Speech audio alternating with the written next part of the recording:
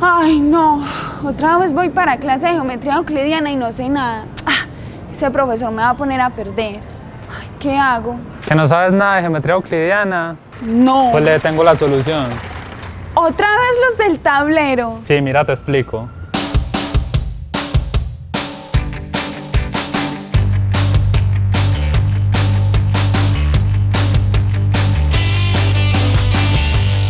Un polígono es una figura geométrica plana, compuesta de segmentos que llamamos lados y los puntos donde se intersecan se llaman vértices. Los polígonos pueden ser de muchos lados, con formas irregulares o incluso se pueden cortar entre ellos mismos. El polígono con la mínima cantidad de lados es el triángulo. Ay, sí. Yo he visto muchos triángulos por la U. Así es, como este o estos. Los triángulos tienen 3 lados, 3 vértices y 3 ángulos internos, con la peculiaridad de que siempre suman 180 grados. ¿Y yo qué me voy a acordar de todos esos triángulos? Mira, hay 2 maneras de clasificar los triángulos. Primero, según sus lados, hay 3 tipos de triángulos. El equilátero, donde todos sus lados son iguales. El isósceles, solo 2 de sus lados son iguales. Y el escaleno, que no tiene ningún lado igual.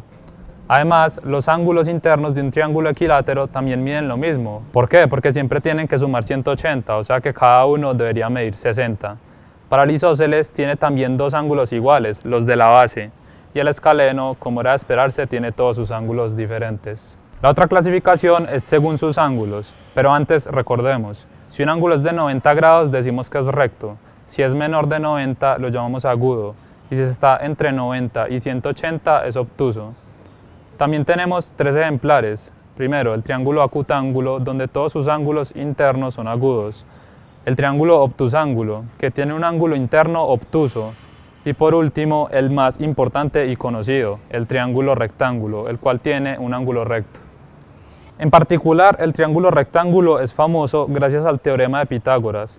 Inclusive sus lados tienen nombre propio. El lado mayor es la hipotenusa, y los 2 lados menores reciben el nombre de catetos. El teorema de Pitágoras establece que la suma de los catetos al cuadrado es igual a la hipotenusa al cuadrado.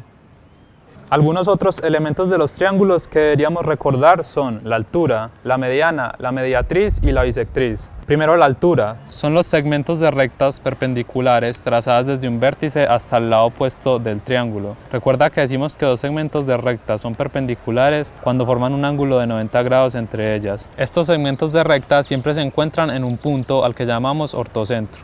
Ortocentro. Ortocentro. En fin.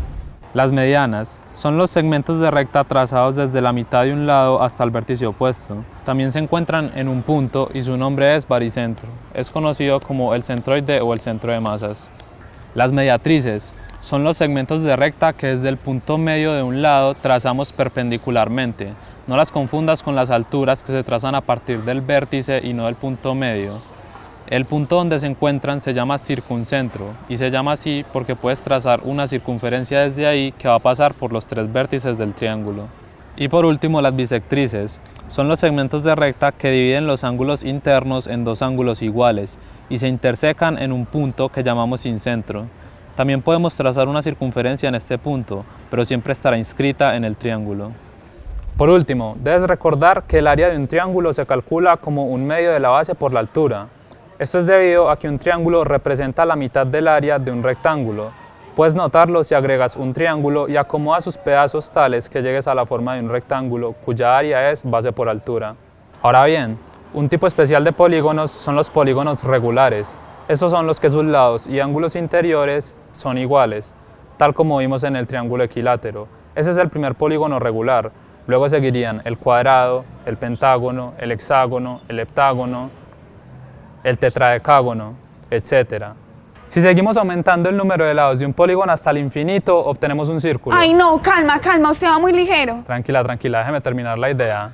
Así que un círculo no es más que un polígono regular que decimos tiene infinitos lados. Al borde de este círculo lo llamamos circunferencia. El centro es el punto que está separado a la misma distancia desde cualquier punto de la circunferencia, y a esta distancia la llamamos el radio. El diámetro es el segmento que pasa por el centro y une 2 puntos de la circunferencia. Podemos notar que es 2 veces el radio. Mira, un círculo también tiene un perímetro. Recuerda que el perímetro es la medida de esa especie de frontera de los polígonos. Yo también he visto muchos círculos en la U. Para el caso del círculo, su perímetro es la longitud de su circunferencia, la cual es de 2pi por el radio.